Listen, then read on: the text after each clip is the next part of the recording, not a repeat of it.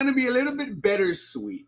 We are going to say goodbye to the Houston Texans season. However, once again, what a season it was.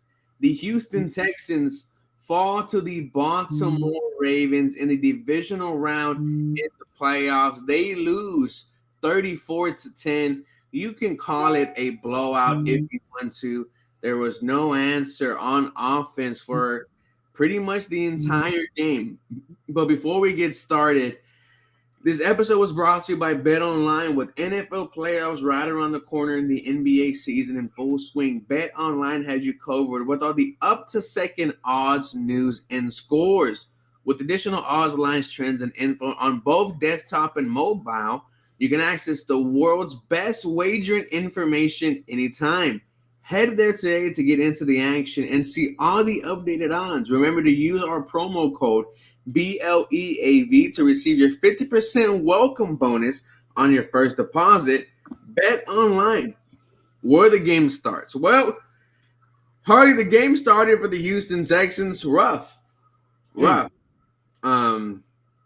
was a tough day for your offense, and when I mean tough, it was your worst performance all year since week 1 against the Baltimore Ravens. My name is Ruben. This is Harley. We are talking about the Houston Texans blowout loss to the Baltimore Ravens. Man, we got a couple in us. We're sad, but we're not discouraged, if that makes sense, right? It's like when you're in high school and you smash the girl no one thought you were going to smash. You smashed the hottest girl in your grade, and she says, you better not tell anyone. You better not tell anyone. You're disappointed that you can't tell anyone, but you freaking smashed, dog. You freaking smashed. I was wondering where this was going, so I was like, okay. It's like, but I still hit. And the Houston Texans. I might have lasted 5 seconds, but I still hit. It might have lasted 30, but I still hit. I might have busted on a kiss, but I still hit. Hey, listen, man, I was this close away from an AFC championship, this close away from the Super Bowl. Anyone who is discouraged, you're allowed to be sad after today's game. You're allowed to be sad. Discouraged is not something you should be, because the Houston Texans defied all odds this year. And the fact that they were in the divisional round in the playoffs and 1 game away from the Super Bowl, you should be proud. Harley, how are you feeling after today's loss? Oh, I'm feeling good, man. Of course, I hate fucking losing. Like, come on, man. I hate losing. We all hate losing. Someone's got to lose, right? We didn't want it to be us. We didn't want this magical ride to ever finish. We were on Aladdin's carpet, bro, and we were just riding that thing just like this, bro. Pause. Riding it, bro. Hey, we were riding that carpet. You were riding it along too, bro. Let's be real. We were riding that carpet until the damn streaks were coming off it, man. Come on, man. The Houston Texans did an absolute fantastical season this year. It was fun, bro. It was great. It was a lot of fun, and shout out to the Ravens, bro. They're the number 1 seed for a reason. They dog shit out of you. They had the defense played 4 quarters for the Ravens. Their offense played about 2.5 quarters, and so the defense for the Texans, they tried their best. It is what it is. And shout out to Ruben of Illist. Hey, man, y'all only 1 step away from the Super Bowl. So, go take care of business. Y'all the number 1 seed in M&T Bank Stadium. They were rocking. Man. The pre-snap penalties were absolutely horrible to have. It killed you offensively, regardless if you were going to move the ball. Those pre-snap penalties, you just kept shooting yourself in the foot over and over and over and over again. Excuse me. The Houston Texans did not have a good football game today. Nope. Offensively, the worst game that I think I've seen since that Ravens game. Yeah. And Deja vu. It was a tough watch. It was a really tough watch. This wasn't the CJ Stroud we were hyping up, but it's also tough for Bobby Slowick and CJ Stroud to manufacture anything when your offensive line is A, shooting yourself in the foot, B, giving up pressure up the ass, C, your wide receivers are just not getting open whatsoever. It's tough when you're only relying on a Nico Collins and Dalton Schultz because John Mechie, I don't know who he is. I'm still wondering who he is. APB out on John Mechie. Xavier Hutchinson, I'm still wondering who he is. I know he's a rookie. I can't put a lot of heat on him. John Mechie, I could throw some heat to. And I understand cancer, injury, the ACL tear. It is what it is. But the offensive line wasn't pretty. It was not. And this wasn't the offensive line that we were hyping up. I see VT's comment now. This wasn't this wasn't the offensive line we were hyping it up to be. This offensive line has handled itself really well despite injuries throughout this year. They did not have a good day today. No. Even though CJ Stroud was sacked 0 times, right? That's credit to him for getting the ball out before he had to take the minus yards. Pressure since the opening whistle. And it was something that we were talking about, right? We thought that the Baltimore Ravens were going to come out flat on both sides of the ball with 21 days of not playing football, but they look ready to go. Well, the defense did, right? Like you said, the offense, it took 2.5 quarters for them to get started, but you would have thought the Houston Texans would have came out and took advantage and try to score early, try to strike early. And in the first half, you saw the Houston Texans offense multiple times in Baltimore Ravens territory. Now, this is where I have my problem with the game. 11 penalties on offense. 2 false starts from Laremy Tunsil. A false start from Shaq Mason. 2 false starts from George Fant. It was an embarrassing performance by this offensive line. Even though he did not get sacked, CJ Stroud was pressured from the opening whistle. And I have to look at coaching right there. I know coaching was not happy with the team's performance in terms of penalties on both sides of the ball. You cannot win a football game with committing 11 penalties. With that being said, the offense just had no answer. Bobby Slowick, and as much credit as we've given Bobby Slowick the past couple of weeks, multiple head coaching interviews with the Panthers, with the Titans, with other teams, he still might get coaching interviews. Bobby Slowick did not have a good game plan today. This is where I say, Bobby Slowick, you should stay another year with the Houston Texans, grow with CJ Stroud, potentially get yourself another $2 to $3 million in the future, but not a good game plan from him. The running game wasn't working, and they knew you had to throw the ball, and even the Houston Texans couldn't do that. This was your worst offensive performance since week 1, right? We said this is a different Houston Texans team, and man, they look the same today. So credit to the Baltimore Ravens offense, credit to the Baltimore Ravens defense. Hardy, did the Houston Texans get out-coached today? No, I don't really think so. You don't think so? No, not really. I thought D'Amico Ryans did a fantastic job defensively for the most part. This is really on the offense. And, when you say out coach, I think of head coaching, Okay. So I guess if you want to say OC to DC, Mike McDonald is absolutely legit. And there's a reason. There's a reason why he's garnered head coaching interviews. He is legit. He is fantastic. And the adjustments they made in the second half were the key to this game. The Baltimore Ravens came out being a different team offensively in the second half. Man, it was tough to, create a perfect pocket for CJ Stroud. It's also tough for the defense to continue to stop Lamar Jackson when the offense doesn't do nothing for you. Yeah. Only 3 points for you in this game besides Steven Sims' magical punt return for a touchdown. Besides that doesn't do a lot for me. And I understand this comment here. I understand it. It is annoying when you see Lamar Jackson continuously getting 18 to 35 yards in a quarterback run. That is ridiculous. So I do agree with him on that. Not having someone to spy on Lamar Jackson at times was, I mean, every time you didn't spy Lamar Jackson, he gashed you for a big yards. Kaimi coming back. I don't know, man. I hope so. He better be coming back. I hope so. No, I mean, there's not really a lot of positives you could take out of a 34-10 game.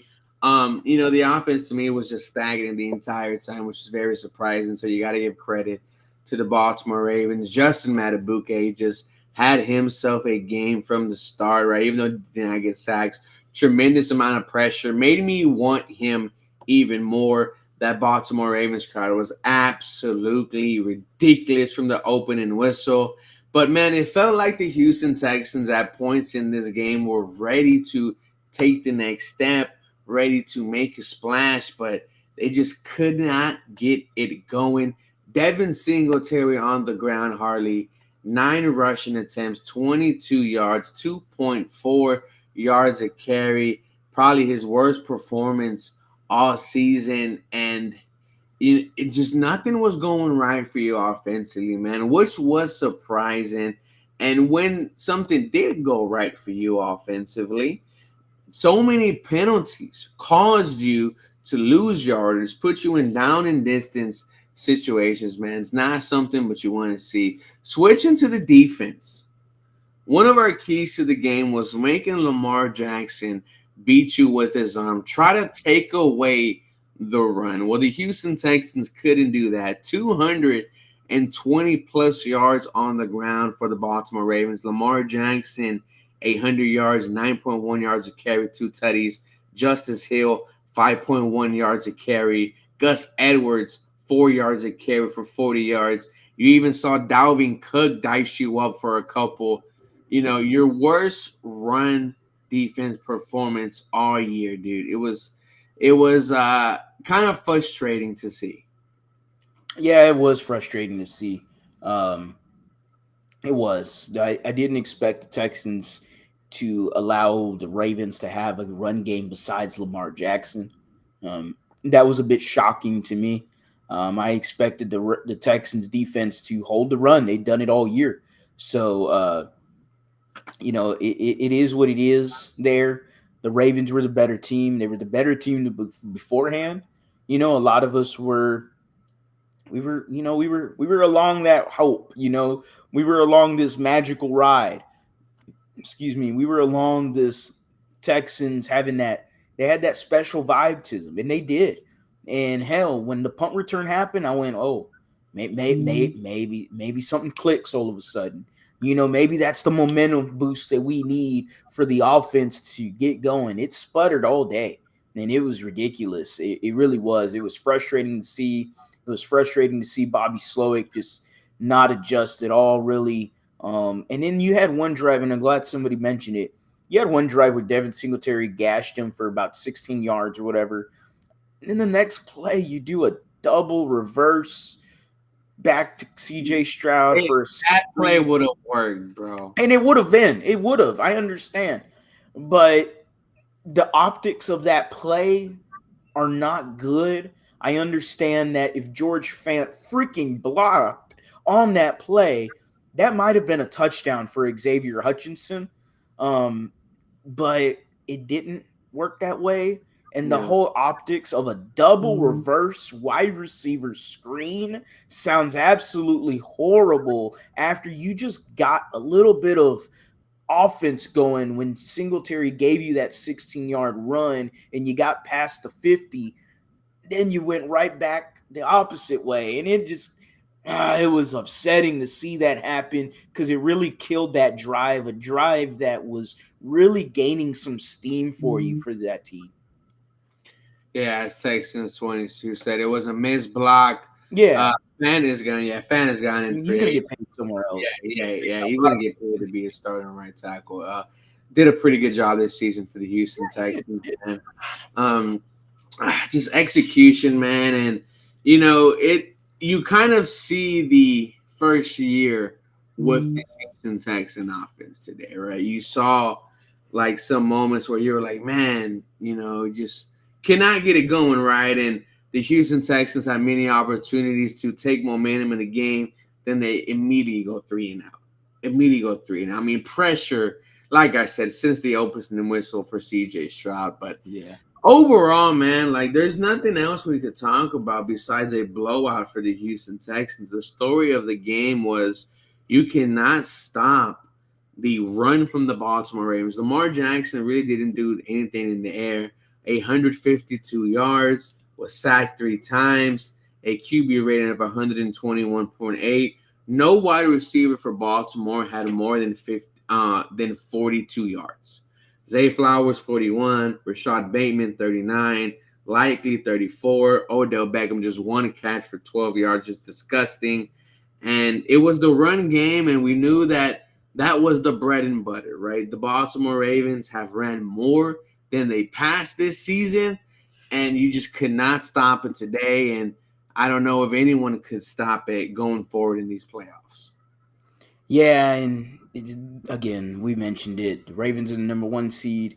We were really hoping we were. We know the Ravens were good. We knew it beforehand, but again, like I mentioned already, it felt like something magical was brewing here in Houston. It felt like something magical was going to happen. Kind of felt like maybe we could have the first rookie quarterback, rookie head coach tandem ever to maybe reach a Super Bowl. Like it had that feeling, it felt special. And the defense, hey, it is what it is. CJ Stroud moving forward with this Houston Texans team. We all know CJ Stroud, getting him, D'Amico Ryans, slam dunk. That is the future of this team, is both of them. And it's exactly right. We got some respect. We got a lot of respect. And now I want to shout out Cal McNair. I want to shout out Hannah McNair. We've talked to them both in training camp. They're fantastic people. Both of them deserve a lot of respect because they got the fans back. Yeah. Fans are invested. I understand why fans maybe not left, but were uninterested in the product because the last 2 years, it was tough. Believe us, we know it was tough to hit record and talk about a Texans team that we knew wasn't going anywhere from the 11 wins in 3 years. 2 years, 7 wins, or what'd you say? How many? In like 11 years? Because we won 3 games last year, 4 the year before, and then 3 years in Deshaun's final year. Yeah, that's rough, man. That's horrible football. And I understand why fans were uninterested in watching the Houston Texans, and I understood it. I get it. It's tough. Us, hey, we're going to be here, record, and if we go, 0-16 or 16-0, like we're just always going to hit record, but the Houston Texans, shout out to Cal, shout out to Hannah. They got a lot of respect from the NFL, this team. But most importantly, the fans are back and the fans are invested. And now we got some demands for the Houston Texans. Demands? Hey, man, it's good to know that next year, your floor is 10 wins. That is your floor. You got 10 wins, year 1 divisional round exit. Year 1 of rookie quarterback CJ Stroud, of rookie head coach D'Amico Ryans. Who knows if Bobby Slowick is back or not? Whoever has indifferent opinions on him, who cares? At the end of the day, he's either coming back or he isn't. So whether you want him gone, whether you do want him back, it is what it is. But the Houston Texans can run this thing back, have almost the exact same team. Almost. There's going to be a lot of turnover. But $97 million in cap space. That's a lot of bread to throw around for this Texans team, and they can get a lot better this offseason with a good free agency and a good draft. This team has the ability to take that next step into the playoffs, a step of uncharted territory. We've never been there. As Texans fans, we don't know what an AFC championship game looks like. It's unfortunate, but we do not know what it looks like. No. The Houston Texans have expectations. They have raised expectations. 10 wins is at least the floor now. And I made a TikTok I think yesterday, and it was me saying how excited I was watching the Houston Texans insane playoff run with CJ Stroud and DeMeco Ryans in year one, and then I I cut to another clip where it's like now I realize the next 10 to 12 Yeah, I years did see are nothing but expectations, nothing but bandwagons, nothing but goals. Honestly, Harder, you could really say that if the Houston Texans do not make the playoffs with CJ Stroud, that season will be considered a a waste. defeat, an L, unsuccessful, and your goal now after a year one where you won 10 games, you won your division, and you were one game away from the AFC championship. Dude, next year, like you said, the floor is 10 wins. That's why I said on your podcast, Super Bowl or bust next year. Those are the type of expectations. Now, you said AFC championship or bust, but man, dude, I don't want to shoot too low. I know what this Texans team can be with a fully loaded roster. And the not great thing about being in the off season, but you can now look to the future. You can now look to free agency, the draft. Harley, one question I want to ask you: is this the same old Houston Texans? No, this is not the same old Houston Texans. You know why? Because his easiest answer to that question is CJ Stroud. You've never had a quarterback that great ever in this franchise history. It's unfortunate to say that, but it's the doggone truth. You've never had a quarterback of his caliber. You've never had a quarterback being compared to the Tom Brady's and the Joe Montanas, being in a statistic with them. All right. This man had a touchdown interception ratio into the lights of 2007 Tom Brady when he went undefeated that year. Look at the offensive players he had with him that year, with Gronkowski and Aaron Hernandez and Wes Welker and Randy Moss. That team was loaded.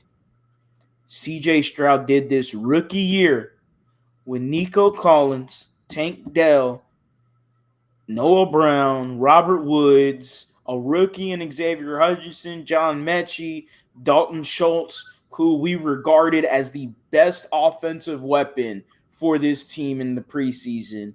We didn't know Nico was going to take off. We didn't know, there was a lot of hope and hype around Tank Dell. We were happy for him, but we found out Tank Dell is more than just a slot receiver, like a lot of people were saying.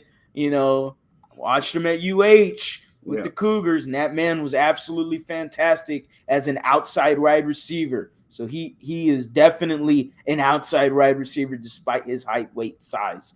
The Houston Texans have a bright future. This is not the same old Texans. I hate that stigma. This is a different Texans team, and they will show it to the rest of the world with the years coming soon.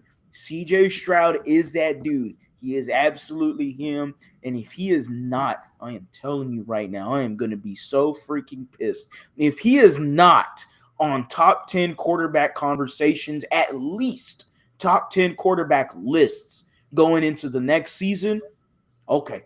All right. Watch out then. Watch out.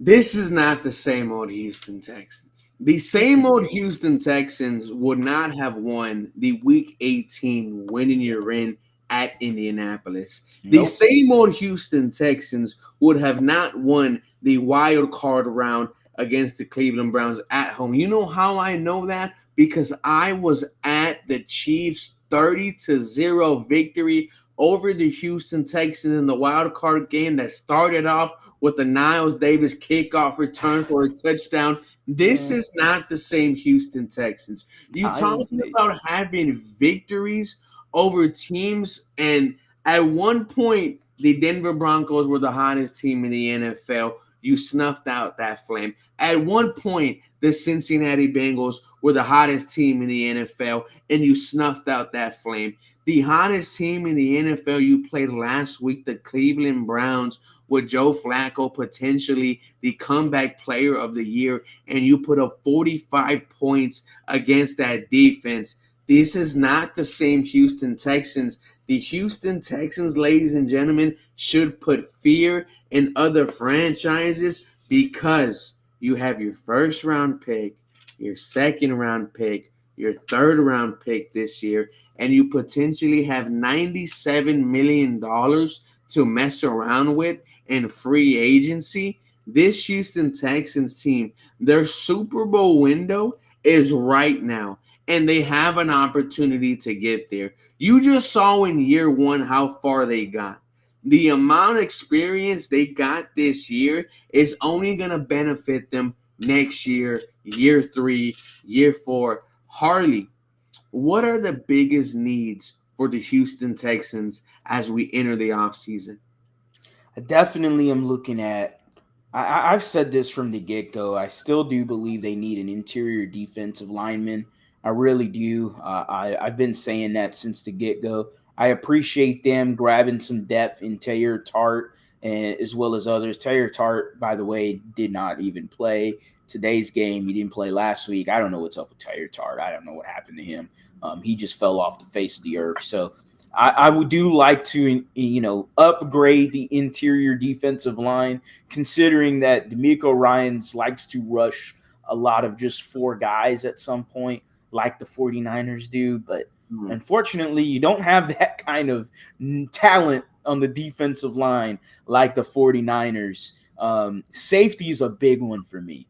And I think that might be your glaring need right now. It's just on paper, when you look at the safety position, right now you have DeAndre Houston Carson and Jalen Petrie. And look, I like what DeAndre Houston Carson. Hey, bud, appreciate what you did for me, man. He had a decent season for you. Maybe he's a depth guy for you. Maybe he's a backup moving forward. But if you can upgrade as a starter and backup, then, buddy, you can go back to the practice squad and get picked up by somebody else. I do not care. Jalen Petrie, that is a conversation that is a tough one to have. I love Jalen Petrie. His rookie year, he was fantastic. Sophomore year was absolutely atrocious. Should they play him closer to the box? A lot of people have said that. I don't know, man. He had almost a pick in this game that could have really turned the tides for you. It did not happen. And he's been really close on getting those almost interceptions a few times this year. I don't know what happened to him. Training camp, that guy was the best player on the field. Arguably. He was fantastic. Miami. The pick 6 against the Miami Dolphins, and takes the helmet off and tells them to get the F off the field. Yeah, I want that Jalen Petrie back. I don't know what happened to him because the first half of week 1 against the Ravens, he was everywhere. And then he had that bruised, I think it was a bruised lung or bruised something. And ever since then, he just never looked good. I don't know what happened to him. It's a tough one to have that conversation with. But Jimmy Ward, buddy, you gone. You bye-bye. Like, I don't need Jalen. I mean, I don't need Jimmy Ward back on this team. I thought this man was going to bring a lot more to the table than what he did. Besides just being what was a veteran and a leader, supposedly, and a captain. Besides, there's only 2 plays I know of Jimmy Ward. There's an interception against the Denver Broncos. And then his second play was against the Houston Texans back in training camp that got me hyped. It got me going. He took out Dalton Schultz's head in training camp. And man, I was lit. I was crazy, bro. I was like, hell, okay, Jimmy. That's what we like to see. Damn it, Jimmy. That's the only 2 plays I know of Jimmy Ward. I don't know another one. I can't think of another one. He does great hype speeches. I'll give you that. You know who else does great hype speeches? Brian Cushing. Yep. If he wants to be on the unemployment line with him, go on with it, man. If you want to be retired with him, go on with it. But Jimmy Ward, he got hurt all the time. You said it on my live stream. I thought that was pretty telling. How can you be a captain of the team if you always hurt? Yeah, I mean, yeah, I mean, That's tough, bro. it's tough because with captains lead by example, and if Mike Hampton is not there on the field, man, how can I really look at him? I mean, what look, Jimmy Ward, we were so hype about him. Why? Because he was gonna be your D'Amico Ryans on the field. Well, the issue is he can't stay on the field, and it was pretty much the entire season. I think Jimmy Ward started the season hurt, and he ended the season hurt, and that's not something that I look forward going into year two with Jimmy Ward or with D'Amico Ryans, because if I can't rely on you to be in the postseason, because for the future of this Houston Texans team, I am thinking every single year they are going to the postseason. And if I don't think you can be there, then buddy, I'm sorry. I don't care what your last name is. I don't want you on this team. And I think you need to replace Jimmy Ward. And you hit it on Jalen Petrie. A horrible year two. I mean, this is a guy that had 5 interceptions last year, 100+ tackles. We both said Jalen Petrie is going to be an All-Pro this year. He was horrible. He was horrible in this game. He got benched. And what happens in this game if Jalen Petrie gets that interception? Who I knows? Dude, I think that he is fighting for his job next year. You need to replace both positions at the safety. A lot of people have talked about Antoine Winfield, who is a free agent. If you're going to be someone that throws him the bag, that's someone that I wouldn't mind giving it to. This dude is absolutely legit. But with Jalen Petrie, man, it's sad to see. It's sad to see because we were hype about him. Like I said, we both gave All-Pro, nods to him. That pick six against the Ravens in training camp after they win 2 back-to-back plays of 40+ yards with Tyreek Hill and Jalen Waddle. Man, and to see that, you were hyped. We were like, this dude was a captain, Harley. This dude was a captain. And the fact that we just could not rely on Jalen Petrie to make an impact in the secondary is absolutely insane. I mean, I don't think once all year we gave credit to Jalen Petrie having a good game.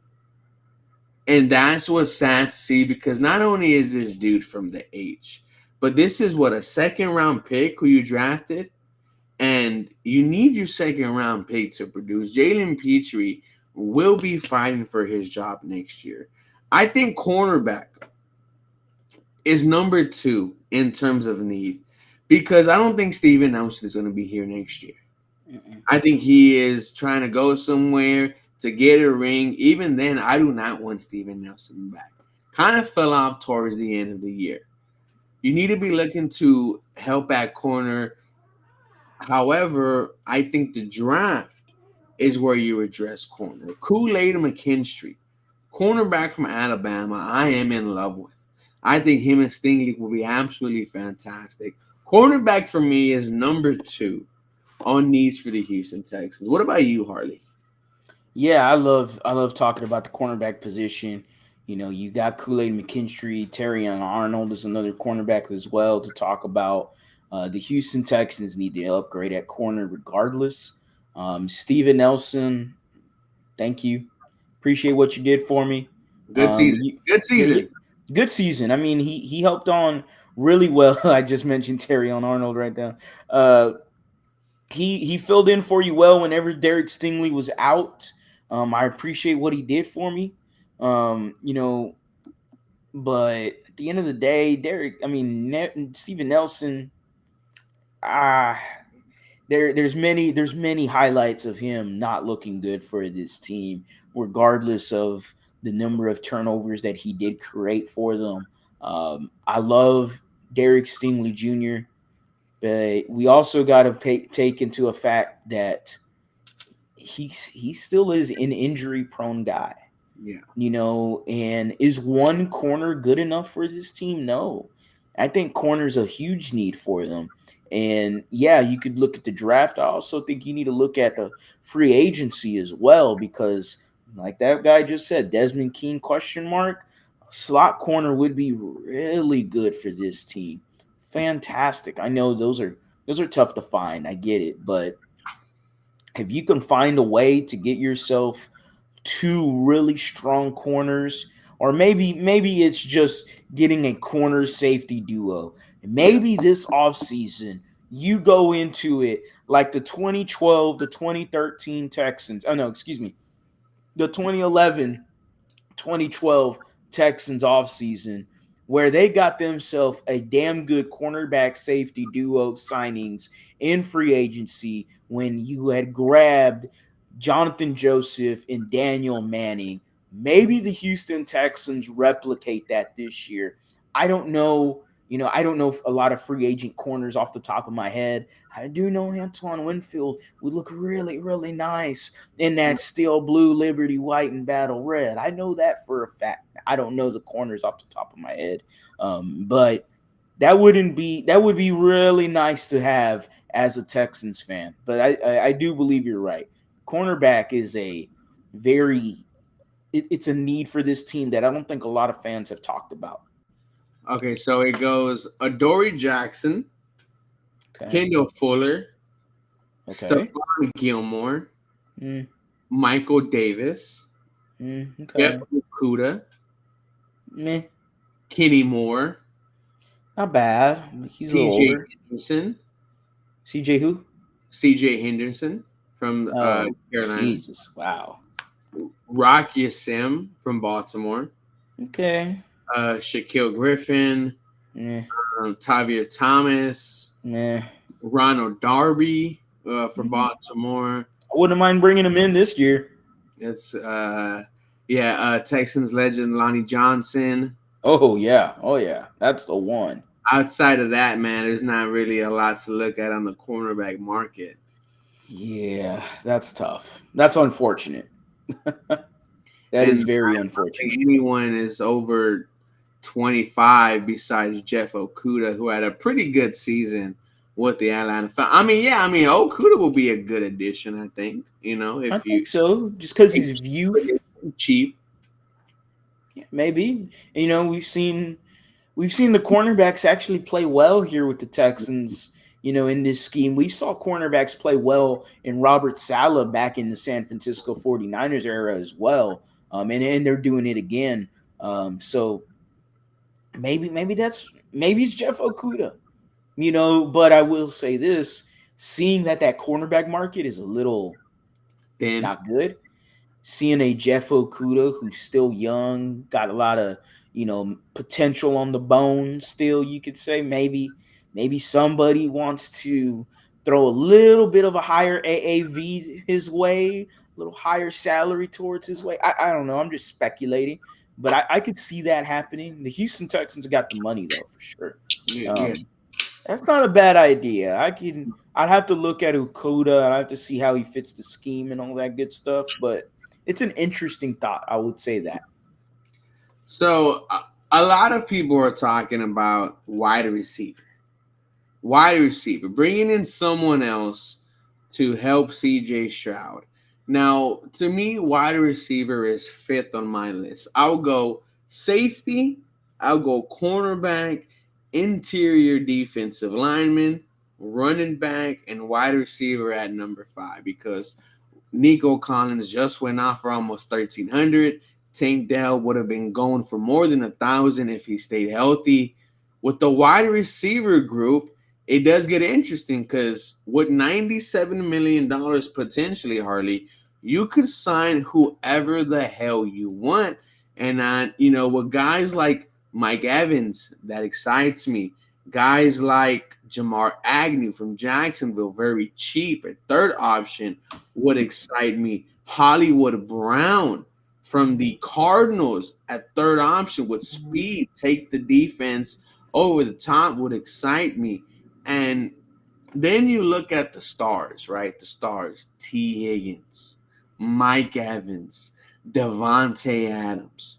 Realistically, the Houston Texans could go out there and get whoever they want. To me, wide receiver is number 5. My number 1 target at wide receiver, Harley, I'm going to just let you know right now, is Calvin Ridley. and he's going to be a free agent. He just came off 1,000 yards with 6+ touchdowns. I'm not asking him to be number one, number two. He is going to be my number 3 option in the slot and see how much damage he does with CJ Stroud. Yeah, that's an interesting one. I like the Calvin Ridley idea. You presented it on my live stream. I like the idea just because he can be a really good slot wide receiver for you. And as of right now, you're not paying Tank Dell. You're not. Nico Collins could be commanding a bag, but at the moment, you're not paying CJ Stroud. You're not paying a lot of these guys. You got the money to do it. So the Houston Texans could definitely take a look into a Calvin Ridley maybe in the slot role and give him a little money. The one thing with Ridley, he had a lot of drops for the Jacksonville Jaguars. A lot of them happened in our games too. I do believe though with CJ Stroud throwing the ball, maybe he doesn't drop the ball as much with like Trevor Lawrence, but Calvin Ridley is an interesting one. I really am starting to grow on the idea of a Marquise Brown. I like that idea of bringing the speed in here. He could be a cheap option for you. Curtis Samuel is really strong for you. Yeah. Curtis Samuel is a really, really good target for this team. Someone that is like, he has some speed to him. I'm not saying he's Deebo Samuel. There's some playmaking ability he has. Exactly. And that's exactly what you need on this team. Curtis Samuel's a very underrated wide receiving option. And I would absolutely love to see that happen. Again, another cheap option. Saying yes to the cheaper wide receiver options, absolutely. You know why? Because you got CJ Stroud. And CJ Stroud look what he did with Noah Brown. And you can't tell me that Marquise Brown / Curtis Samuel, both of those guys are better than Noah Brown. And look what he did with Noah Brown when Noah Brown was healthy. He made some people want Noah Brown to be extended. Like, that's how good CJ made Noah Brown look like. So just imagine with a very fast, shifty receiver in Marquise Brown or a Curtis Samuel as well. One of those two guys, yeah, I'm all in for that. Give me one of them and give me another wide receiver at that. Why not? Marquise Brown's speed excites me. And like you said, Noah Brown, what CJ Stroud has shown you in year one is that he could elevate other wide receivers, other pass catchers. And Noah Brown, the only wide receiver other than Andre Johnson and DeAndre Hopkins that have back-to-back 150-yard performances, which is absolutely insane to be in conversation with multiple Pro Bowlers. DeAndre and Andre were insane here for the Houston Texans, but I think anyone could flourish under CJ Stroud. Mike Evans is what a lot of people are talking about. Now, Mike Evans, you might have to drop the bag for. Harley, I've been talking about Mike Evans since pretty much the offseason. How insane a Hall of Fame wide receiver who could still produce 1,000+ yards, 80+ catches. How crazy he would be for this Houston Texan offense. What do you think about Mike Evans? I love Mike Evans. I really do. I understand that you have Nico Collins. I understand that he is emerging as a star at the wide receiver position. Tank Dell is another one, though, that also plays on the outside wide receiving role. Mike Evans plays in the outside receiving role. I don't know Mike Evans to be a guy that plays a lot in the slot compared to like Hopkins, who he loves playing in the slot. We see it all the time. We've seen DeAndre Hopkins. He will take advantage of mismatches being a slot wide receiver. I don't know much. I have to look up more on Mike Evans to see if he would do that role. I don't think he will. So that leaves me to going, okay, now you're taking away the outside role from Tank Dell because Nico Collins has to be an outside receiver, in my opinion. Tank Dell can be in the slot, but It definitely feels like you're limiting Tank Dell a little bit there. Hmm. So as much as I love Mike Evans, I love to bring him here. He's from Galveston. He rocks the H a lot. He's always rocking the Astros jerseys. He does his thing here. I love him, but I do question, and I know people are not gonna like it, but I do question whether or not he takes away snaps from Tank Dell, and that's just not something I want to happen. I mean, obviously you don't want someone taking snaps away from Tank Dell, but when it's going to a Hall of Fame wide receiver who is proven, who in every single season has more than 1,000 yards, I mean, he's on pace to do something that even Jerry Rice hasn't done. So Mike Evans is someone I would definitely take a look at. It's obviously a question about money, even though I have $97 million to mess around with. I will want to see how that contract plays out. But Harley, as we end the live stream, our final post-game episode of the year, can you wrap up for me the Houston? Yeah, honestly, let's cheer, man. Let's cheer. Let's do that one more time. Give me one more. Cheers, man.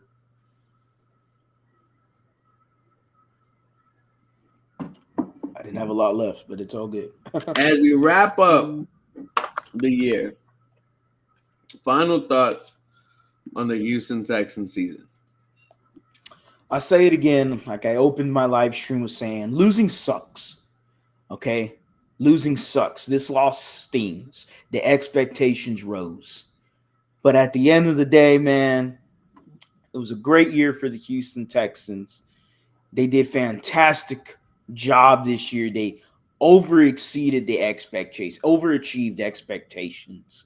There's no way they should have grabbed 10 wins this year, win the division, win a playoff game with a rookie head coach, with a rookie quarterback, with the amount of injuries they went through, with the numerous wide receivers that were in and out for you, the numerous offensive linemen that were in and out for you, this defensive line not being as much depth as you wanted it to be, having this defense go from 32nd ranked in the NFL against the run all the way to number 2. The number 2 ranked defense against the run, D'Amico Ryans and CJ Stroud, is the building blocks for the future of the Houston Texans. Shout out to Cal McNair. Shout out to Hannah McNair. To everybody that got uninterested with this Texans team the last 2 years, come on back. Welcome back. You are always, once a Texans fan, always a Texans fan. Come on through. We love you. All right. These Texans are back.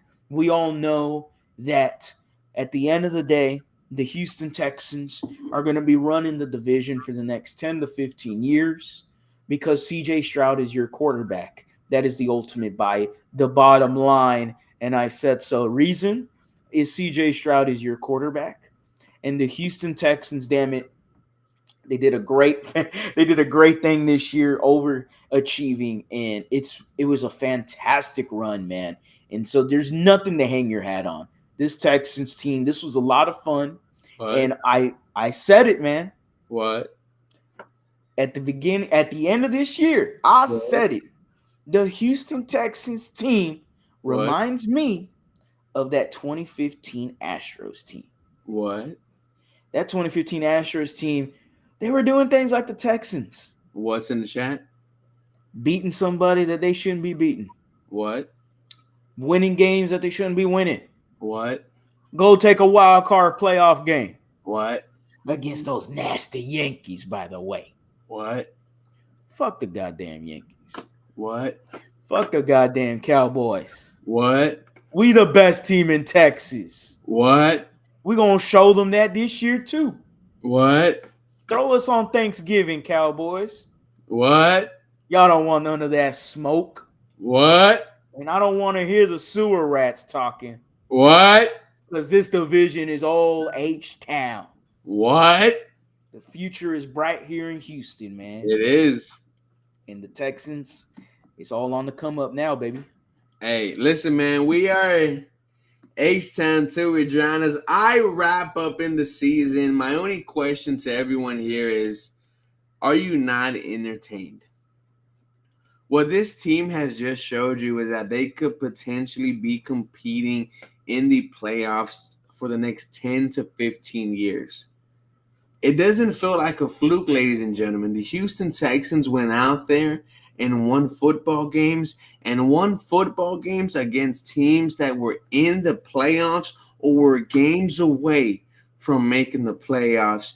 And then you won a game in Houston, the wild card, 45 points against the Cleveland Browns. You shocked the world all year. Houston Texans, I know you are sad and disappointed after today, but you should hold your head high because the future is as bright as can be. This is not a year three, Patrick. I'm sorry, this is not a year three, CJ Stroud.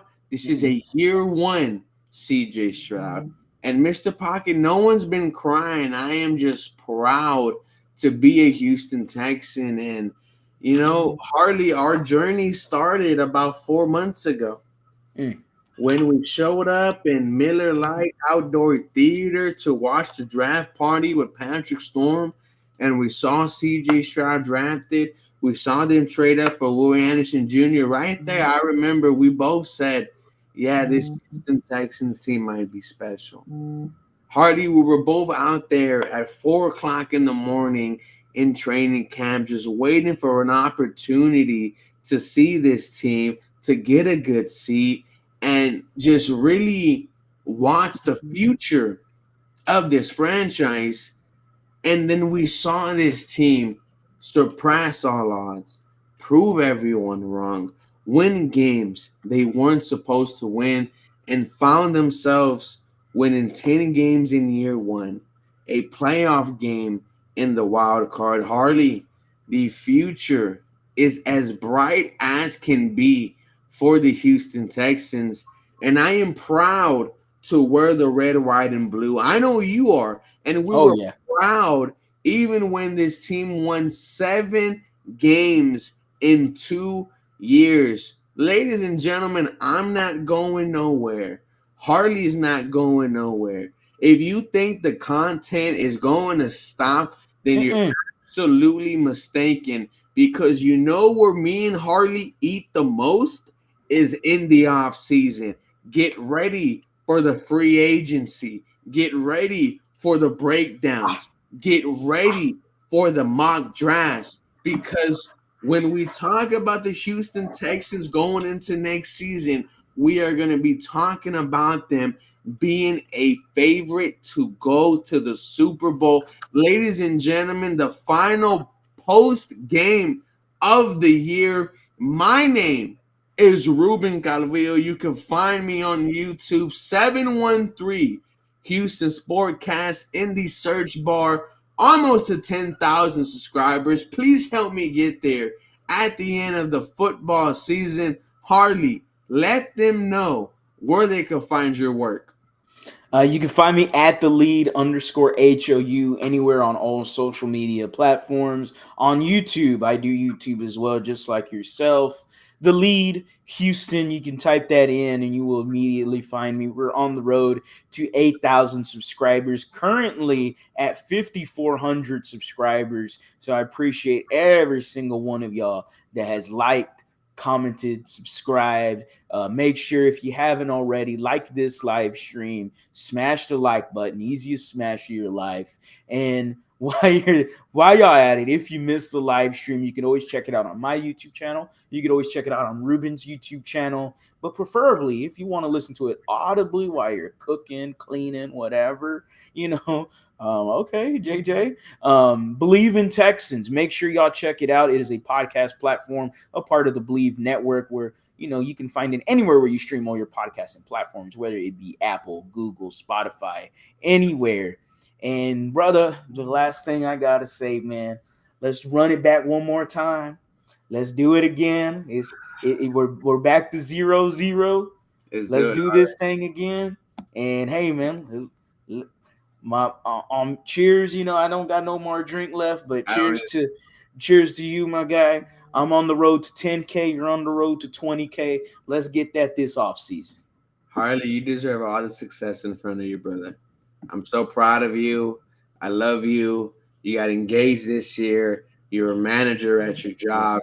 You are doing absolutely fantastic, man. I'm so proud of your growth this year, dude. I remember us going back in high school, man, and the battles that we had. I was the leader of the underclassmen. You were the leader of the upperclassmen. We And did not like each other. we did not like each other, man. Cocky, arrogant sons of bitches.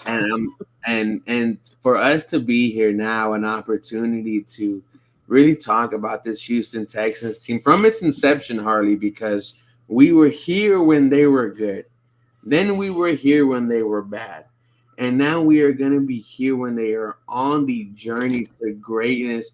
Ladies and gentlemen, do not forget who was here when Jeff Driscoll was your starting quarterback.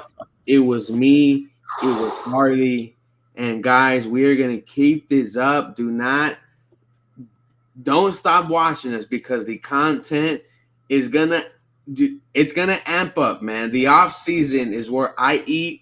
The off season is where Hardy eat because all you get to talk about is the future, and we know the future is as bright as can be for this Houston Texans team. This episode was brought to you by Bet Online, and we want to give a shout out to our Lord and Savior Jesus Christ for allowing us to talk football, talk Houston Texans football.